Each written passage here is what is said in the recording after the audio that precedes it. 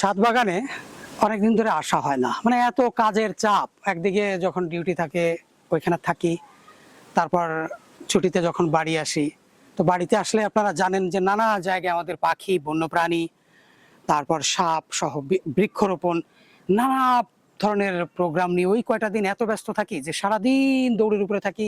সকালে বেরিয়ে যাই আর রাতে আসি, প্রোগ্রাম করতে থাকি। তো ছাদে দীর্ঘদিন ধরে আসা হয় না, এই জন্য একেবারে এলোমেলো, অনেক গাছ মারা গেছে।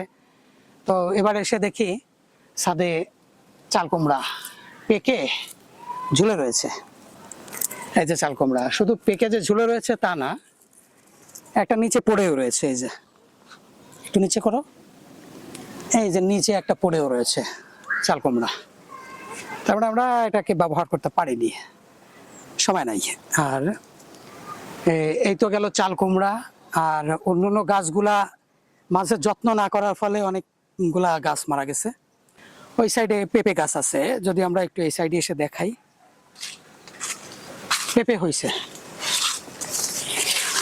এই যে পেঁপে, হ্যাঁ, এই যে পেঁপে হয়েছে এখানে। আশা করছি যে পেঁপে পাকলেই আমরা এখান থেকে খেতে পারবো। ওই সাইডে আরো ফুল আছে, চমৎকার একটা ফুল দেখাই।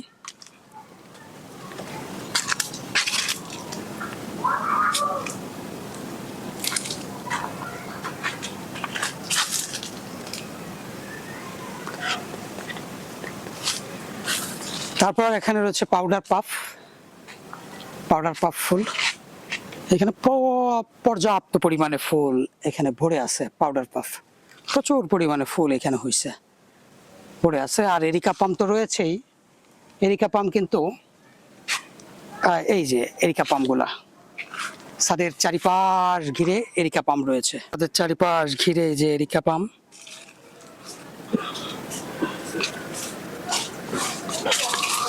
প্রচুর পরিমাণে এরিকা পাম, পর্যাপ্ত পরিমাণে এরিকা পাম। দুই পাশ ঘিরে রয়েছে এরিকা পাম। এবং এইগুলা হচ্ছে গিয়ে এই যে পামটা দেখছেন, ফুল ছেড়েছে, প্রচুর পরিমাণে ফল হবে। আমি এটাকে বলি রয়্যাল রাজকীয় ঝাড়বাতি পাম। ওই যে দেখেন ওইখানে ফল হয়েছে, একটু দূরে তাকালেই দেখবেন যে প্রচুর পরিমাণে ফল ওখানে ঝুলে আছে। ওই যে ঝোপের ভিতরে প্রচুর ফল ঝুলে আছে, ওই যে, হ্যাঁ, অনেক ফল হয়েছে এখানে। এবং এই যে কাইনগুলা নামছে, আরো অসংখ্য পরিমাণে ইয়েলো বল, এই যে ইয়েলো বল দুলছে, প্রচুর ইয়েলো বল ফুল হয়েছে। এবং ইতিমধ্যে কিন্তু দেখি তোমার ফুলগুলো, ও কিন্তু অনেকগুলো ফুল কুড়াইছে, যে ফুল কুড়াই নিয়ে আসছে। এখন ও এখানে বসে খেলা করবে আর গাছের পাতা ছিঁড়বে। ও আমার খুব ডিস্টার্ব করে, ও আমার গাছের পাতা ছিঁড়ে আর ফুল ছিঁড়ে, ফুল চুরি করে। ওর একটা গ্রুপ আছে, এসে সব ফুল চুরি করে ফুল ছিঁড়ে নিয়ে যায়, ঠিক আছে।